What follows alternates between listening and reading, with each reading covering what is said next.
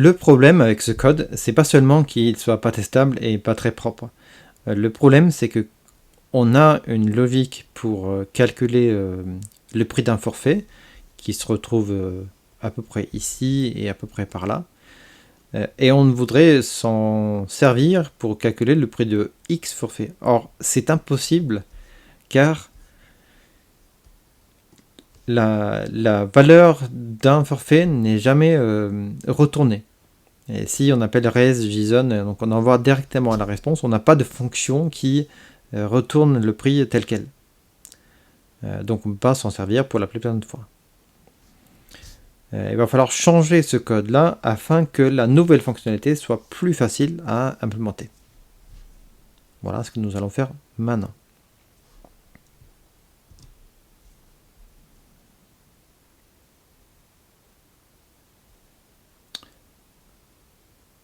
Pour préparer ce code, ce dont on a besoin est de le délier de la request et de la response. C'est que comme ça qu'on pourra appeler avec une request qui contient une demande pour plusieurs forfaits, et que comme ça qu'on pourra avoir une valeur de retour. Alors cela ressemble un tout petit peu à ce qu'on fait habituellement dans un contrôleur, c'est-à-dire qu'on débute la request, on appelle une service pour avoir une valeur, et avec cette valeur-là, on le traduit en ce qu'il faut pour faire une réponse HTTP. C'est-à-dire qu'au début, je vais avoir extract from request, et à la fin, je vais avoir send to response. Comment je m'y prends? J'ai mes tests. Et la première chose à faire, qui est relativement facile, c'est de construire plein de variables locales par rapport à ce que j'ai dans la request. Et une fois que j'ai ça, j'appelle ça, je accumule une valeur de retour sur cette partie-là. Et donc j'ai une valeur de retour ici et je fais res.json avec le résultat. Donc on va faire ça. Donc là je vais utiliser le refactoring qui est extract parameter. Et je vais les faire. Non, pas du tout. Je vais extract variable. Donc bon, let oui. Et je vais mettre ça là. Qu'est-ce qu'il y a d'autre dans la request? Là on accède au type. Donc je prends les deux occurrences et je déplace ce morceau tout en haut au-dessus de là où je vais extraire. La request, est-ce qu'elle est appelée ailleurs? Non, il n'y a pas d'autre accès à request. Maintenant il faudra traiter la response. Donc ce que je peux faire, c'est que je peux faire let result égale, enfin pas forcément égal. Puis je prends toutes ces occurrences-là pour dire que result égale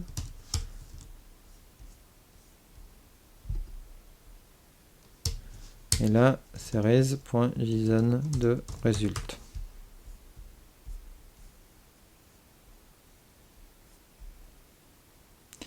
Pourquoi il est to constant variable? Ah ouais, parce que résultat est constant. Ouais, donc on va dire on va changer ça.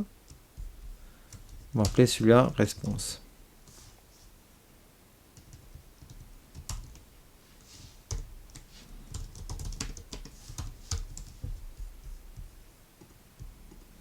Et là, ici, je fais res.json de response. Voilà. Maintenant, ce que j'ai ici n'a rien à voir avec tout ce qui est HTTP. Donc je peux faire un extract method. Je vais le mettre global. Donc là c'est calculate price. Je vais prendre ce commentaire là qui n'a pas la bonne place. Et là c'est call service. Bon, maintenant ça ressemble à un vrai contrôleur, je trouve. Un peu d'extraction, appelle un service, et puis après on appelle la réponse. Bon, ce service-là ne correspond pas vraiment à un service. Moi, ce que j'aurais voulu avoir, c'est plutôt quelque chose comme price calculator. Et puis après, calculer de price dessus.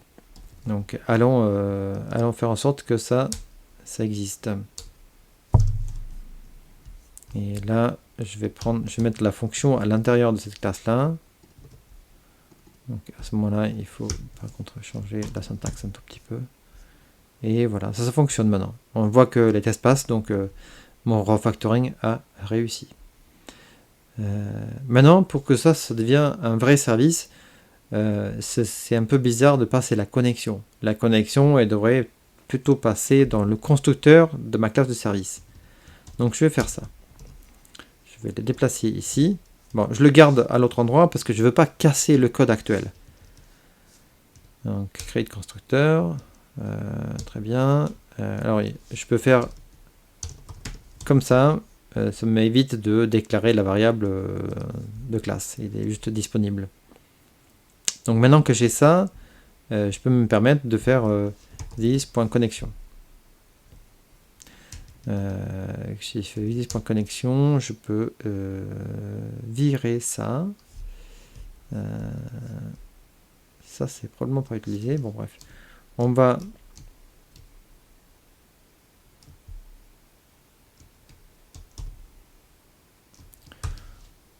changer la signature et on va virer ce paramètre. Voilà.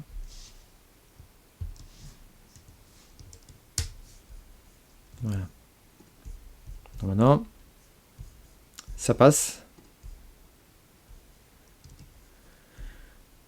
Et si on regarde le constructeur, enfin le contrôleur, on a la connexion ici à la place. Donc j'ai déplacé la connexion de là à là. Maintenant, pour que ce soit encore un vrai contrôleur, ce qu'il faudrait, c'est que le service soit instancié une seule fois dans le durée de vie de l'application et pas à chaque fois que j'appelle la route. Donc c'est ce que je fais là. Je l'instancie au boot de l'application et à chaque fois que j'appelle le service, j'appelle simplement mon price calculator qui est plus ou moins injecté en tant que service. Bref, c'est pas mal. Là, j'ai quelque chose qui fait un retour.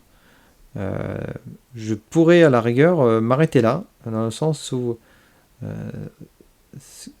pour faire la nouvelle fonctionnalité, c'est tout à fait possible d'appeler ça X fois, de faire une nouvelle route prices all. Mais je vais aller un peu plus loin pour rendre la testabilité unitaire meilleure. En gros, il y a un gros problème de testabilité ici, c'est qu'on fait appel à une base de données du code SQL. Donc ça, c'est pas très propre et ça pose justement un problème de testabilité. Je vais procéder un peu de la même façon, c'est-à-dire que je vais extraire une fonction ici pour en créer un DAO ou un repository ou une classe qui est dédiée au fait de faire la connexion à la base de données. Donc je vais extraire une méthode dans le scope, non, dans le price calculator là pour le coup, et dire que ça c'est find base price de la base. Et puis après je vais faire un peu pareil, c'est-à-dire que là tout à l'heure j'avais new price DAO, donc cette classe là je l'ai créée et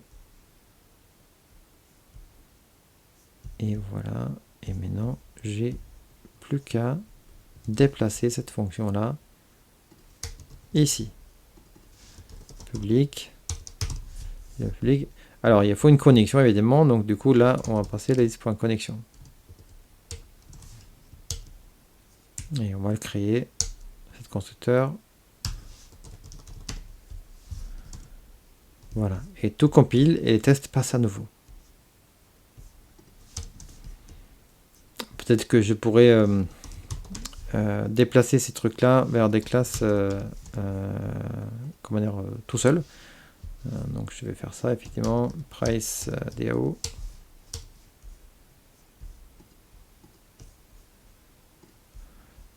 Ça, je vais le déplacer dans sa classe aussi.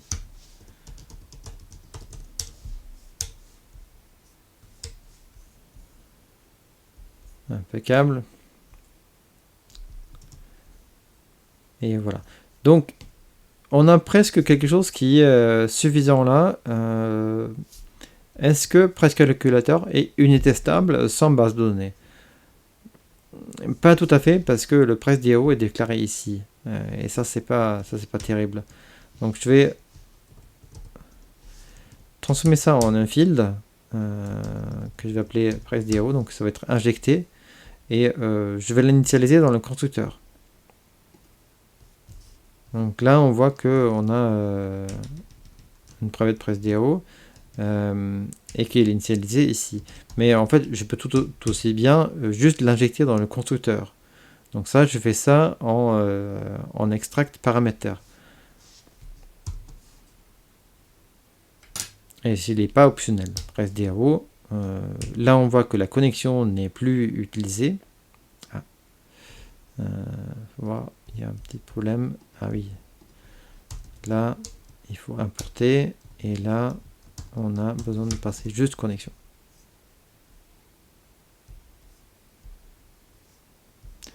Les tests ne fonctionnent plus. Pourquoi? Je pense qu'il faut tout simplement relancer.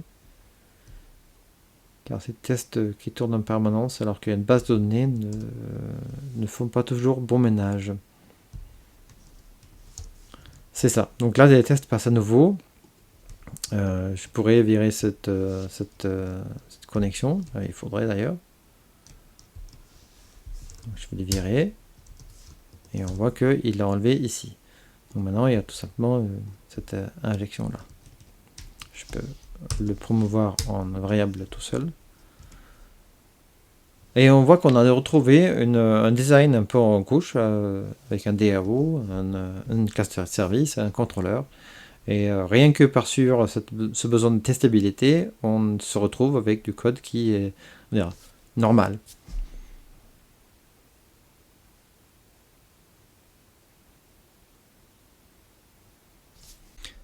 On voit que j'ai créé la possibilité de faire du TDD. Mais on a maintenant une fonction qui prend un âge et un type et qui retourne un prix. Ce qui fait que j'ai, pour faire la nouvelle fonctionnalité, à savoir calculer le prix de X forfait, je n'ai que à faire une fonction qui appelle ça plusieurs fois. Je peux faire ça en TDD car cette classe est très testable. J'ai juste à faire un faux DAO qui retourne un base price. Le base price contient juste cost. Donc, avec un tout simple stub, ça devient un jeu d'enfant de je n'ai testé la nouvelle fonction. C'est pas bien ça?